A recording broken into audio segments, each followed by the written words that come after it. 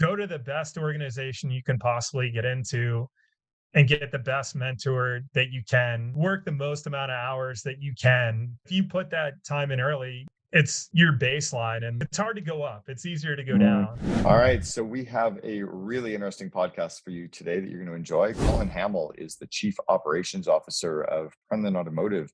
Came out of the Special Operators Transition Force, which is a group that takes people from the military with high-level military experience and brings them into the operations side of businesses. And they've got a really, really intriguing program that he's going to talk to us about.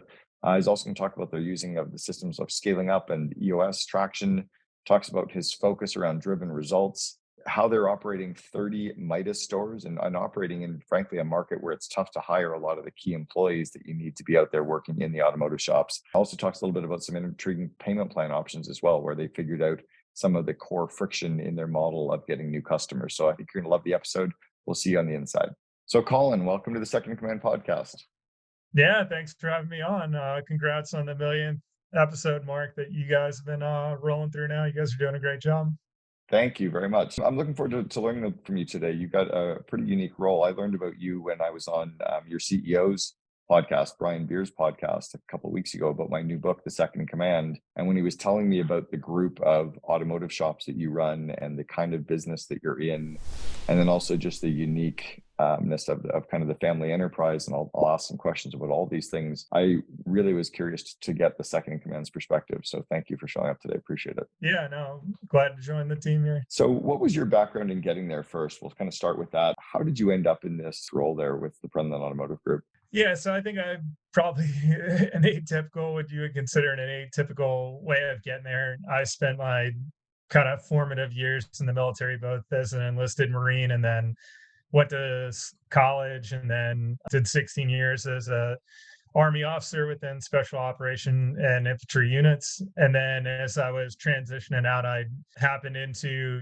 a phenomenal organization, Special Operators Transition Foundation. And it's a charity that essentially places people with special operations backgrounds into the business world, where you can kind of leverage a lot of your leadership skills and then fill in a lot of the gaps quickly that you might have on the business side. So I ended up getting linked up with Brian and Chris through SOTA, kind of abbreviation, and then ended up starting about 7 months ago. And then I have been the COO for the company since then. That's an amazing kind of journey. When Brian mentioned that special operation transition group, what were the core skills or the core training that they gave you to, I guess, transition from, the military operations side into the private sector military side? And were there also just some skills around running companies that they gave you as well? Because it sounds like a bit of a real world MBA. Yeah. So a lot of it's just trying to figure out, it's strange to describe, but when you're in the military, like you create options for yourself, your individual performance, and then more importantly, the performance of your team and what you're able to do, no matter whether that's leading 4 people or 400 or 4,000, you kind of produce options for yourself. But in the end, the Army kind of has its plan, gives you the options. But then one of the biggest issues that veterans have is when you transition out of the military, like especially if you're combat arms, so you're like an infantry guy or a ranger or special forces or SEAL or whatever it is, or even a tanker driving tanks around, like there's not a civilian equivalent of infantry guys attacking a hill to seize an objective. You have a lot of the intangibles, but the biggest gap is you lack some of those hard skills. You've got probably decades worth of leadership experience, but crammed into 4 to 20 years that you did, but you lack some of those hard skills. So you have to try to find the right position and the right job that is interested in finding their integrator or the person that can be thrown into a situation and make things happen and develop relationships and develop a team and build cohesion to achieve desired end states. So I think the biggest thing that SOTA does, though, is kind of helps you focus on what that is. Because like I said, there's not a linear one-to-one transition. So you spend a lot of the time looking inward. The first time in your career, it could be 20, 30 years. The first time you really looked inside and said, like, what do I want to do? Do I want to work with 4 people in the same room every day? Or do I want to work with 200 and go to 30 different locations a month? Or do I want to be an inch wide and a mile deep at Exelon or Pico or Amazon or like a Fortune 500 company? And probably the greatest strength of SOTF is that most of the time when veterans get out, you think like Fortune 500 company, but 80% of the jobs are resident within companies that are 200 people or less. But those are the companies that you can't find unless you know somebody or unless you network or unless you do a ton of information calls and LinkedIn and going back to your hometown or wherever you want to settle and going to different organizations. Like you'll never find those. Like I would have never found Right. Brian and Chris Beers, owners of 30 Minus locations from Fort Leavenworth, Kansas, right outside of Kansas City, for me. Now, so do they operate a little bit like an executive search firm and a little bit like a training group as well? Is that kind of the hybrid that they would run, or sort of? I Yeah, mean, so they have people like Melba Holiday, outstanding kind of performance coach for executives and C-suite level business. So they utilize their services to kind of help run through all the personality tests and kind of determining what you want to do and where you want to do it. There's another team that helps link you up. So, like we're lucky enough to have a ton of patriots in the United States, and there's tons of business leaders that recognize that they have both a financial need to find people of talent. I mean, not necessarily me, but like people with actual talent. And like they want to give back. Like they feel yeah, like they live in a great nation and they're proud of. For them, they want to give back also. So it may not be giving you a job, but maybe linking you with Tony or Frank or Tina. It's all about networking. It's no different than getting a regular job, but it's just a little bit more time consuming coming out of the military. Your resume is never going to make it past. The open secret is like my resume would never make it past to a Fortune 500 company because a lot of the KPIs that they're looking at for somebody are just I'm not going to make it through the AI computer or whatever. yeah, and that's kind of what I'm curious about as well. Is, I mean, you've clearly been able to do that transition. So, what was the transition like for you to leave the military and come into the business world? What did you have to unlearn, and what did you have to learn? I think it's as much about leveraging your strengths and then figuring out where you're weak at. So, like any military operation, I kind of went into planning about 2 years out. I kind of made the decision family wise. I'd done 8 deployments and had 3 kids, so wanted to be a little bit more physically present and then like probably mentally, emotionally present with them. So I made a final move to Fort Leavenworth, Kansas to a job that would kind of be feast or famine. So I'd be gone about 135 days a year. But then when I was back, I would have a lot more time and predictability, and I would be like more of one of the cogs in the wheel versus cog turning the wheel. So it was a great opportunity. I kind of had like about a year and a half where if I wasn't gone working, I had a lot of time. So like I started canvassing. I read about 5 or 6 transition books. I did about 115 information calls with people from LinkedIn and from family and friends and friends of friends and people that I'd kind of met, everything from the power and energy industry to retail to Wawa to anything out there, trying to find an opportunity and where I'd fit best. And then Wow. luckily enough, at the end of my transition, I kind of had one of my old squad leaders from the Ranger Regiment that actually recommended that I talk to the SOTF organization. I think a lot of times, even despite what you've done in the military, I mean, I think everybody has like imposter syndrome. And I kind of thought like, well, there's people that need it more than I do and that deserve it more than I did. So it wasn't something that I considered until he put me in contact with the organization. Then they ended up accepting me. And then I ended up doing about 5 or 6 months with them, figuring out they give you like exercise each week and then you kind of get feedback and then figure out where you want to focus on industry wise and geographic wise. And then they start networking you in with the people that they know. And then I did 4 Block, which is another military transition program in the Philadelphia area. So another program where you kind of each week you meet with a different Fortune 500 company for 12 weeks. And then you kind of get a Wow. bunch of introductions to people. So I kind of did that. And then I ended up interviewing with Brian and Chris. And then I think for me, like I tried to leverage my strengths, which is like leadership planning. So like essentially people, processes, and training.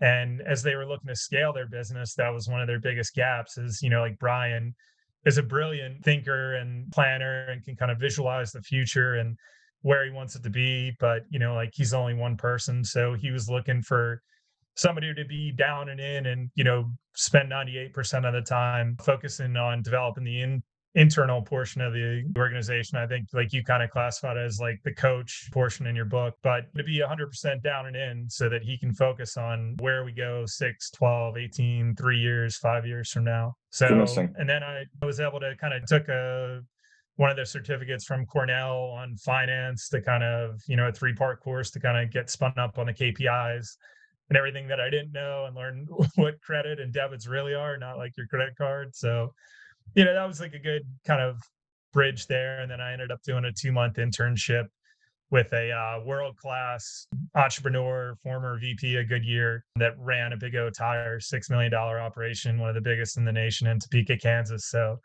I got a world-class view, everything. I swept the floors and filed paperwork or whatever you needed, but kind of got a world-class education for 2 months. So you said something about the military that was interesting. You said you have to kind of make your own opportunities for yourself in the military, but it sounds like everything you did post-military was exactly that as well, like really trying to make your own opportunities. So I would imagine a lot of people don't put in this kind of work at all to try to find a great career move. And I think like everything in the world, it's get into it, what do you put out of it? And if you put a lot of preparation in and try to set the conditions to be successful and meet people and network. I mean, if you asked me if I wanted to talk to 115 strangers and try to win them over and show that I had some potential and get them to introduce me to somebody else and build relationships and everything, that probably would have been the 115th thing on my list to do. But I think it's all about discipline, and I'm weak in many areas, but I can, do the hard, arduous things sometimes that I don't want to do. I can force myself to do it. So I think that preparation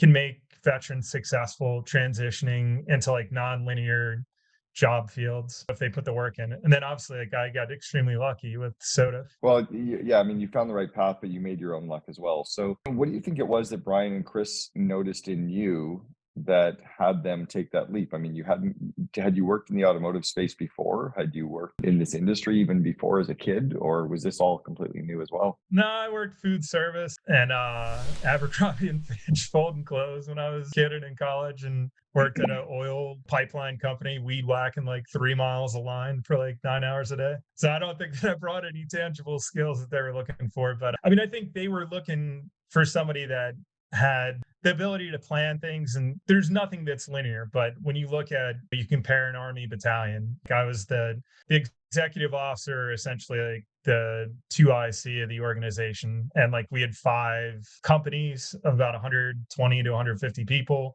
that operated geographically disaggregated or separated. And then within those companies, we had 3 to 4 platoons, which are 30 people size elements that operated also independently and everything. And then when you look at Prenlyn Group, we have 30 stores that are divided into 4 or 5 districts of 4 to 7 locations that are generally geographically near one another, but separated. So when you look at it, there is a lot of similarities. And then when I was the 2IC of the battalion or the 600-person organization, like I had to set policy. I wasn't an expert in any of the areas that I was dealing with, like administrative or medical or whatever the staff components were, but I still had to kind of control them and ensure that they were rowing in the same direction as my commander or the CEO wanted. So, I mean, there's a lot of similarities, but we had to achieve KPIs. For us, it's like being ready to deploy for war. So you're trying to figure out those same cogs that you can turn to increase readiness. It's not all that dissimilar to now, like me trying to figure out profitability, mixing people, process, and training. What can we do to accelerate the growth to grow our top line and bottom line? So, I mean, it's completely different, but it's all people, processes, and training. So there's a lot of overlap. A lot of overlap. It seems like this is a big missing opportunity for a lot of companies in the US to actually connect with SOTIF as well. So again, we'll link to it in the show notes and explain to people why there's that huge opportunity for them to reach out.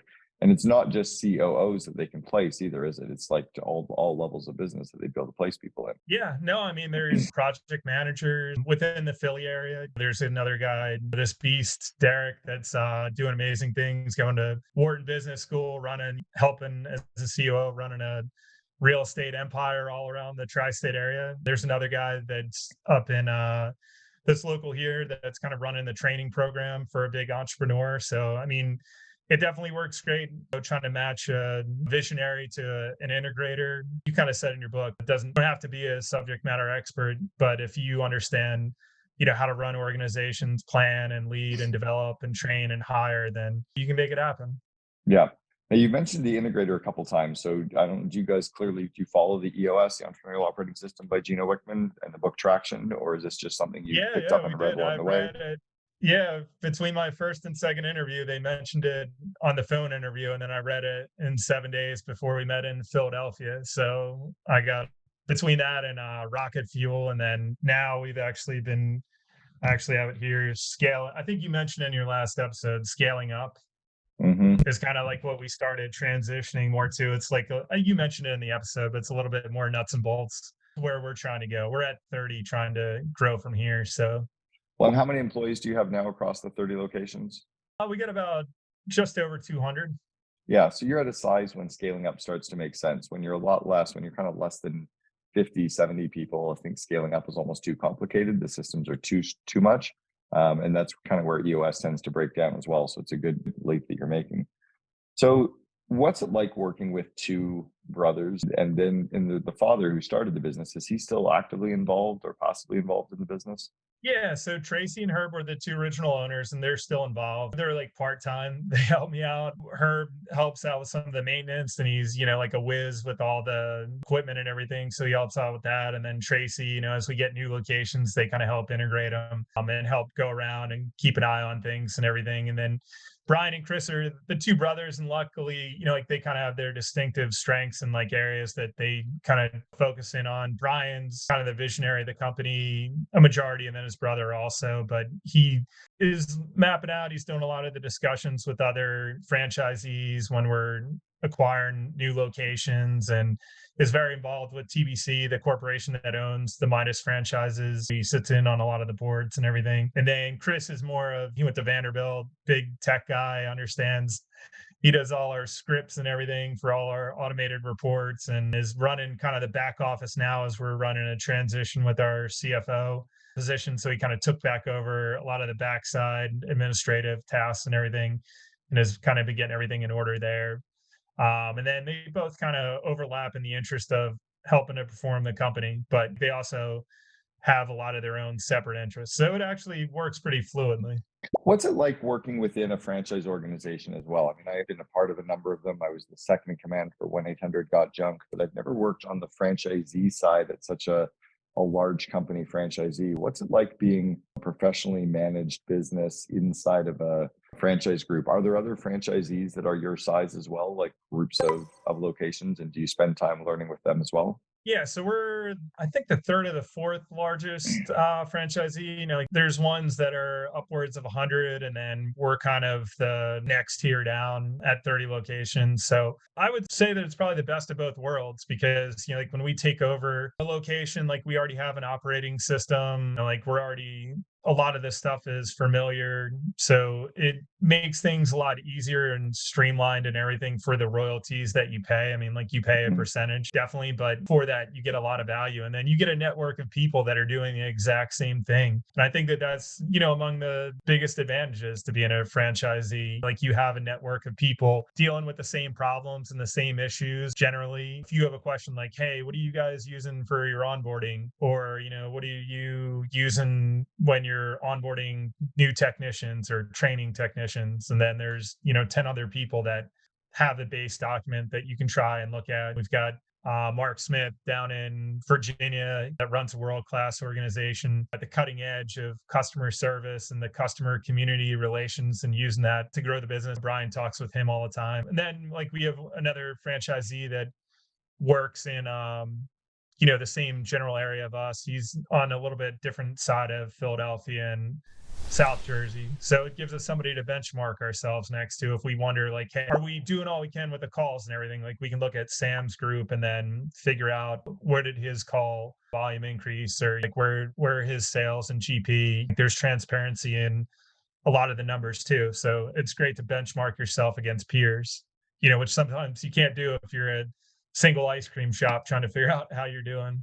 Yeah, it's interesting. You also see the benefits both of being a part of a franchise organization where you even said there are valuable benefits of being a part of it, and that's kind of what the royalties are paying for. Whereas so many people have to make that transition, because at some point the royalties are a tax and they're kind of frustrated with it, but then you make Yeah. the transition to realize, you're a part of a 70-year-old brand with, with a lot of good tradition and systems and best practices, and it just makes things faster and easier. And I'm glad you recognize that and follow it. So you said something earlier, you said something about imposter syndrome, and it's interesting that almost every COO that's in our COO Alliance, and we've got our largest members like 1.5 billion in revenue. Our average members around 40 million. They all feel like imposters every day. So what do you do to not feel like an imposter? When that kicks in, which is normal, right? At some point, how do you get yourself, through that to, okay, I've got the confidence again and I'm going to keep growing? I think for me, like when I came in, I mean, a couple of the people that I work with said, like, yeah, we wanted your job. I don't know. I'm not too focused on myself most of the time. Like, I do have an ego and everything, like everybody, but like, extremely focused on driven results and trying to help grow the organization. And I think many people think that I'm trying to be the best store manager, or I hope people don't think I'm trying to be the best store manager or the best district manager. Like, I'm trying to be the best COO for the organization. So, like I'm trying to keep the pulse on the business and see what's working at some stores and then spread it to the others and then evaluate what is working training wise at one district and apply that to the others and kind of be the lubricant that you're the accelerant that accelerates growth from one district to another and not have silos and creates a team effort. And I think that when I focus on helping the team, then I'm not really worried about myself or my insecurities or whatever. And I think just try to focus down and in and then let everything else kind of work its way out. It's good. How about yourself and your skill sets as a leader? What are you focusing on to grow as a leader now? Do you have any specific areas that you're working on getting better in? Yeah, I think definitely. I mean, the KPIs were kind of steep learning curve. And then for us, it's all these like cogs that turn the cogs that turn the cogs. So I think for me, I'm just trying to figure out all the relationships. And then, I mean, there's an aspect of technology that I'm trying to figure out with RO Writer, which is kind of like our POS kind of order taking system. So I'm definitely trying to get better in that. I'm not trying to be the best store manager, but if I'm in a store and it's busy, like I want to be able to check people in, I want to be able to help them. I think for us, financing is key. Like we know that the economy is changing and that providing people the opportunity not to have to come out of pocket 2 or 3 thousand when like 80% of the population doesn't have over $400 for emergency purchases. I throw myself out there. I start talking to the customers about payment options and payment plans that we offer and try to make it affordable for anybody to get home safely and drive their families safely. So, I mean, I think I'm trying to get better at that. And then just the overall business. Brian's slowly bringing me into some of the acquisition sides. Of trying to figure out, like when other franchisees are trying to exit the business, like how we do it and the costs and everything. And then I think the last thing is kind of the financials. So understanding the fixed and variable costs. I mean, obviously labor is the big one, but understanding what we can do saving through my training program so we can save on workman's comp and preventing accidents and injuries and all this stuff, trying to figure out all the different cogs that can help us help more customers, pour more money in our team's pocket and grow the business. I like the focus on it as well. You mentioned, the labor being the biggest component right now of the overhead of the cogs. Is it tough to hire trades right now? And what are you doing, in what we hear is tough to hire in this space, in the automotive space or in the trade space? How are you finding good people in this space? I mean, if you got any hints, I'll take them. I mean, I think it's right now the biggest challenge we have is people. We see it frequently with our stores. We'll have a store that's doing $12,000 a week, and then we change just the manager, and the store goes up to $25,000 a week. And it's Wow. like the four walls are the same, the couple $100,000 worth of equipment's the same, the tools are the same, the techs are the same, but people matter. And I mean, I think that's why, like in your book, you talk about a key role of the COO is to try to, get not C minus or to B talent, but to get the top talent in there. And we see that it pays dividends. So, I mean, I think for us, the management side, we've seen great success in just networking. We find a great leader that joins store manager and then try to ask them like, hey, do you know anybody else after they've kind of have an established track record within the company? Like, hey, do you know anybody else that would be a great fit for our organization? And we're definitely not everybody's cup of tea. Like we have our focus and how we run the business. And we kind of want people that can come in and excel in that environment. And we do have high expectations. So we do try to match with people that want to help more people and grow. It is a smaller pool that we're looking for. I think networking has been key for us. And then the trades, one aspect is we try to keep the people that we can, and we try to do that by incentivizing like our pay. We basically have uncapped pay for managers and our techs. So, like the techs, I mean, we have techs that make way more than most of the rest of the organization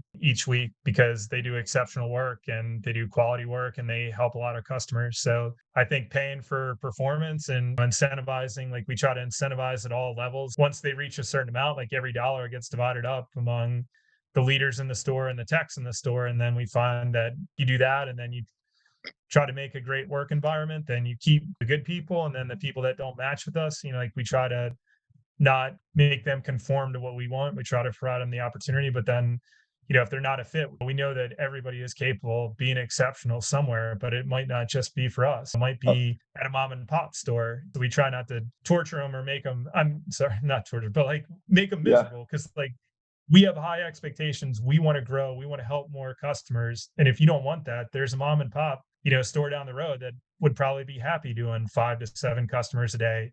And you would be Yeah. the best manager for them, for that store owner that could pull out of the business. There's probably a government automotive shop. You can go work for a government automotive shop. They'll be happy.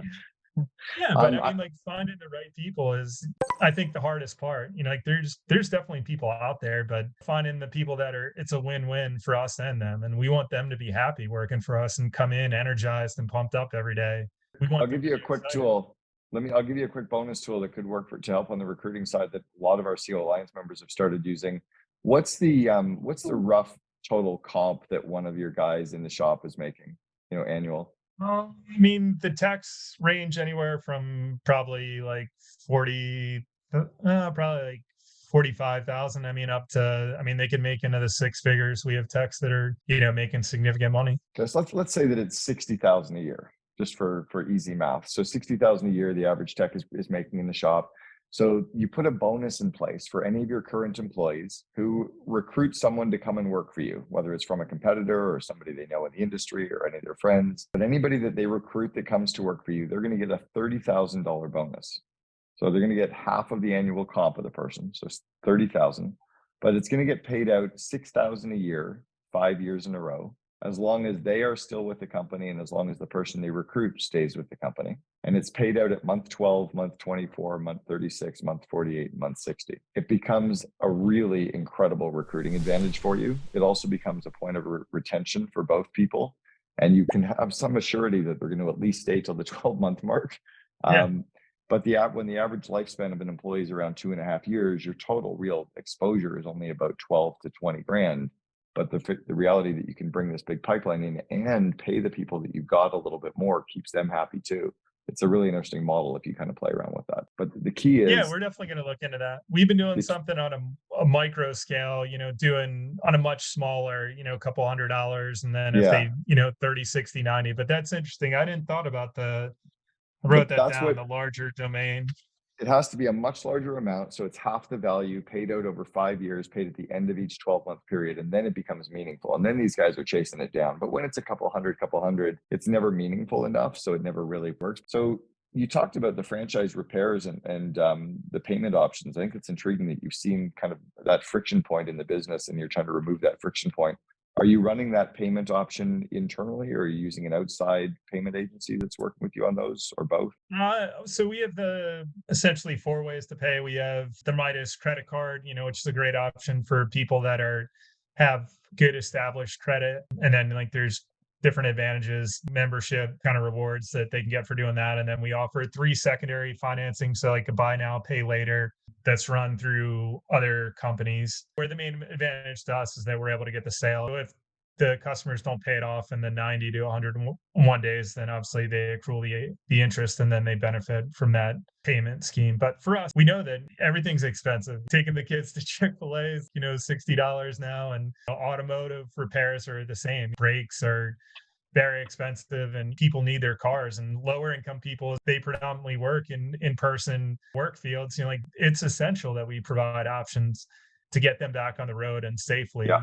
because I mean, I was just out at the store the other day and a guy got towed in and he declined the work and to include a battery, and the battery died. So he had to get $300 tow job to our location. And then he had to get the, $1,500 in repairs to his car. So he just paid $1,800 instead of 1,500. So I feel like in some ways we failed him because we weren't able to, Yeah. provide the options that he needed to get them done at the time. And then he ended up having to pay him anyway and pay an extra $300. It's interesting. When you talked about acquiring other franchisees, how much of your growth is going to be through acquisitions and how much of it is going to be organic? The long-term growth is all driven by acquiring other franchisees that are looking to exit the business. There's, like a lot of the service-based industries, there's a lot of baby boomer generations that like maybe their kids want to work at Instagram or Meta, or a lot of them are just tired of dealing with the stuff that we've been talking about, like personnel and training and automation and everything. So that's the other advantage of the franchisee model, is that it's like a very fast transition. Systems are 90% the same. The way that we drive the sales process is a little bit different, but all the automation and everything's the same. So we can quickly, within 30, 60, 90 days, we can have taken over a company of anywhere from 3 to 11 shops and have them up and running and be an install in our process.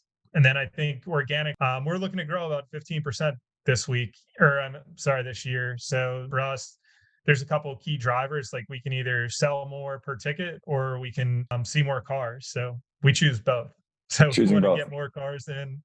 Yeah, because in the end, like everything that we're recommending is either safety stuff or maintenance stuff. So it's either your stuff's broken or, do this maintenance. Don't wait till you have a heart attack to start walking and eating your vegetables. So the same thing for us. Like don't wait till your car's broken down. So, I mean, a lot of it's just explaining the why and building the rapport and all the general same thing for the sales process. So if we can help more people get out of there safely, then they're driving on the same roads you and I are. That's a win for everybody. Then for us, I think getting more cars in, being better on the phones, internet appointments, that also is we'll be able to help more people, put more money in our team's pocket, and then grow the business. Interesting. I like it. It makes a lot of sense the way you're thinking about it as well. Question on the automotive industry just itself. Is there any threat or risk in the industry with so many of these vehicles now? Is that reducing the repairs and the maintenance or the repairs and the work that you guys are doing? Or is there still just such a big market out there that it doesn't matter yet? I mean, the average vehicle on the road is 11 years. So, I mean, like even with ICE vehicles, internal combustion engines, I mean, we have a long runway, but I mean, we want to be at the cutting edge of the technology and the transition. So it does require equipment upgrade. You have to have different pads on the lifts because you have like a massive battery shelf that's on the bottom of the car instead of the engine. So, like we do have to do some lift conversion. We do have to be able to get some lifts that can lift heavier things. Nobody really knows how the battery exchange and everything is going to work. But, like they also do burn through tires faster. So there's an opportunity because of the heavy weight of the vehicle. We're definitely looking, and TBC as a corporation is looking at how to stay ahead of the curve and how to be able to help all the customers. But there is a long runway. But I mean, like we don't take that for granted. I like it. All right, Collin, let's go back to the 21, 22-year-old you. Maybe you're just starting off in the military, you're just starting off like in business. What advice would you give the 22-year-old that you know to be true today, but you wish you'd known back then? I think I've been so lucky in my life that I've like happened into the right situation with the right people. But I mean, I would say if my kids were 21 or 22, or for myself, then I would say like go to the best organization you can possibly get into and get the best mentor that you can, work the most amount of hours that you can. If you put that time in early, it's your baseline and it's hard to go up. It's easier to go down. And like once you build that tolerance, it's no different than physical fitness. Like once you can run 5 miles, then 3 miles is easy. Yeah. But I think that's a hard thing to do because, like for me, I was lucky in that I joined the military and they're like, you don't have a choice. Like you're going to immediately deploy after 9/11 and then you're going to immediately deploy for the invasion. And then like my first deployment as an officer in the Army, I deployed for 15 months where I worked basically every day except for 4 days and then like a 10-day leave when I came home. But I mean, like I worked every single day for 10 to 18 hours a day. But it's like after that, everything's easy.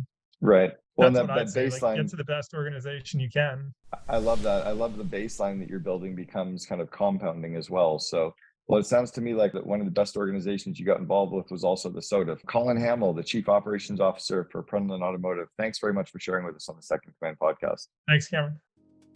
If the rate of change outside your business is greater than the rate of change inside your business, you're out of business.